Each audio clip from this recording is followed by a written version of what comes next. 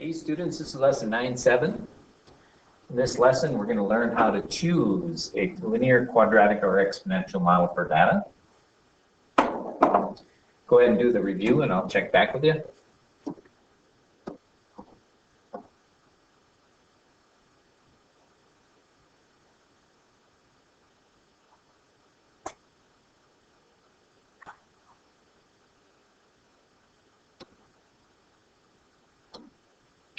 All right, here's a concept summary. Some things we've learned and some new things here.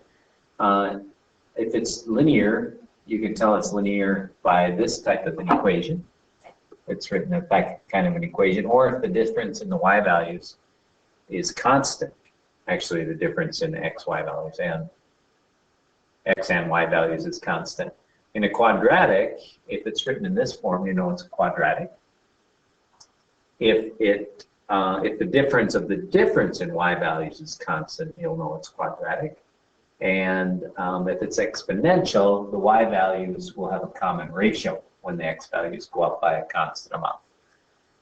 And then you can also tell from their graphs. If you have a parabola, it's quadratic.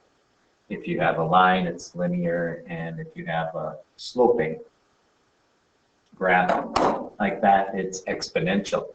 So first way we're going to do this is we're going to make a graph of these data points and look at that graph and try and decide which is the most appropriate. So if you have some scrap paper, go ahead and get that, some scrap graph paper, and make 3 different graphs, and then we'll talk about what we're seeing here.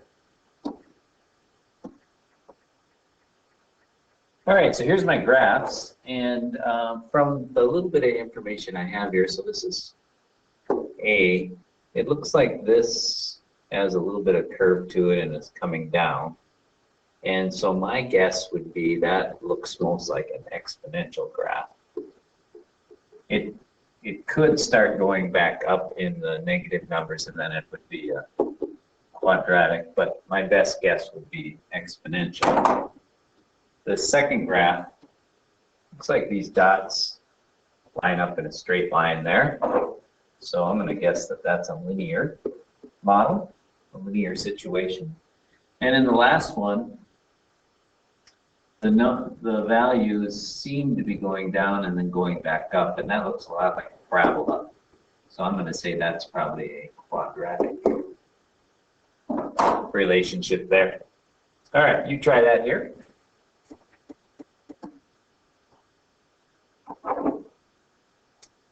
On this one, you may have thought it looks kind of exponential, but the hint here is that it goes through the point 0, 0. You can't have an exponential graph that has an input of, or an output of 0. That just couldn't happen with an exponential. So I'm pretty sure this is going to be a quadratic model.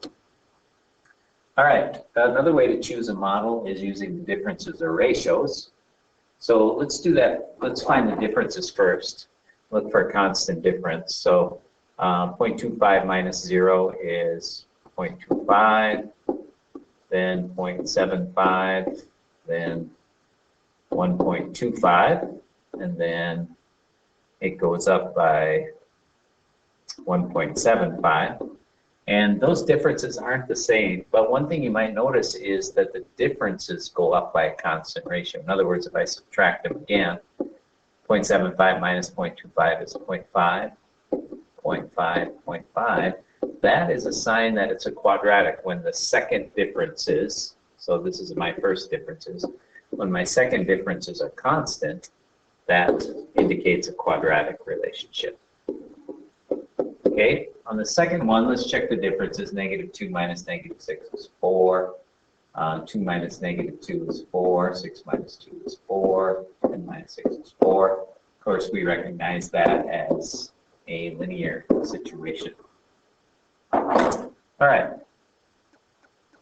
You try that.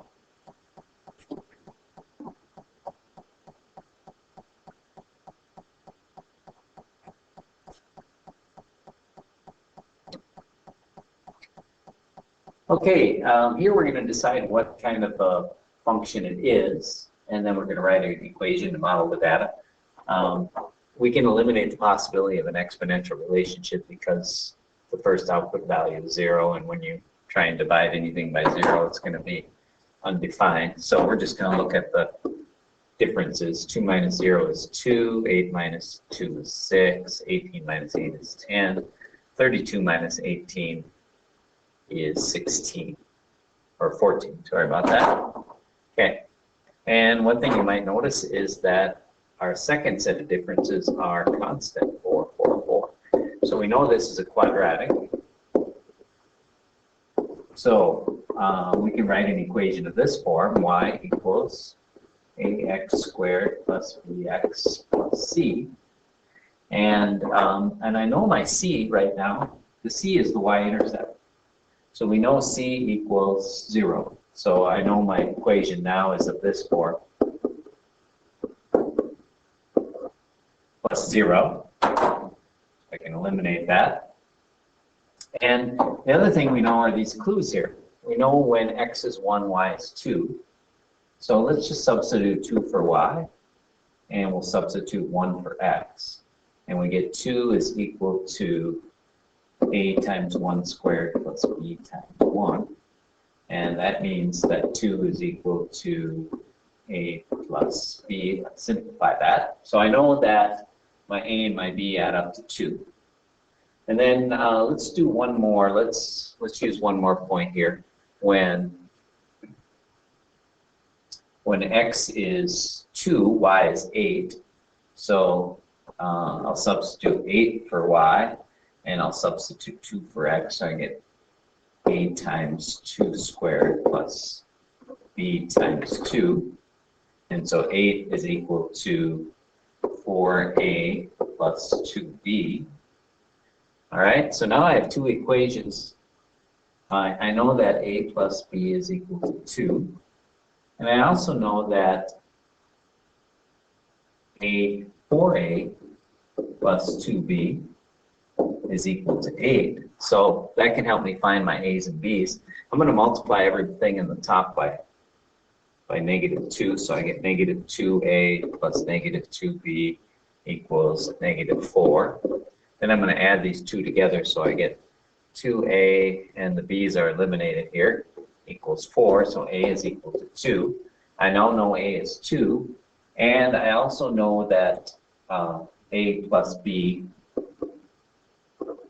is equal to 2. So, and a is 2, so 2 has to equal 2 plus b, so b is equal to 0. So I can write my equation. Y is equal to a is 2. So I have 2x squared. B is 0 plus 0x plus c is also 0. And that all is 0, so I get rid of that. And I just want to check it and make sure.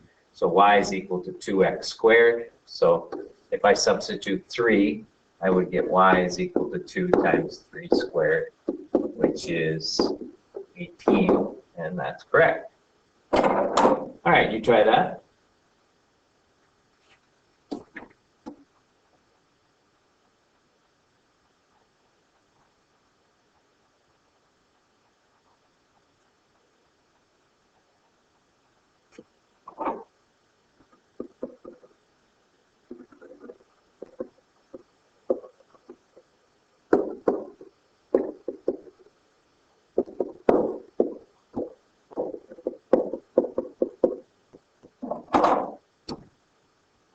All right, problem 4.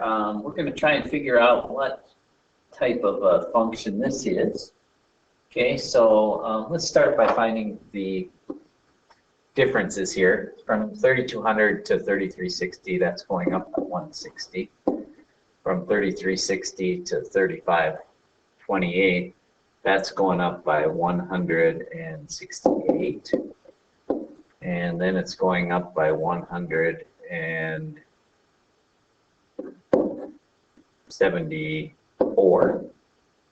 76 that is, and then it's going up by, let's see, 186, and then it's going up by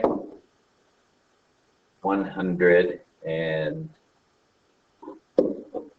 94.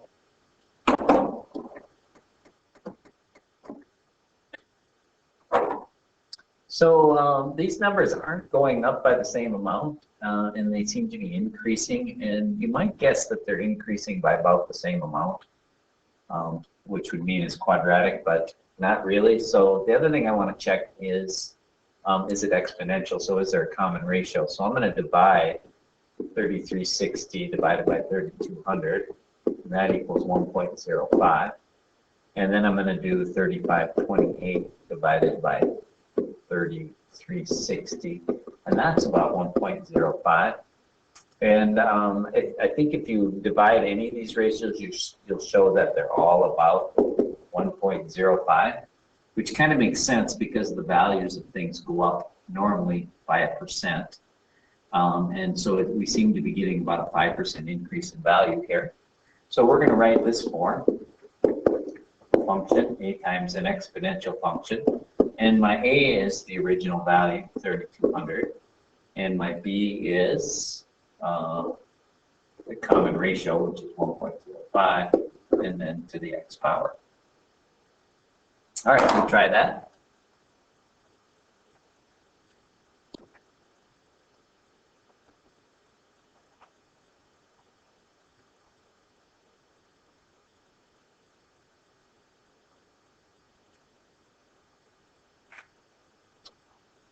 All right, here's a lesson check. Go ahead and do that, and we'll talk about it next time we meet in class.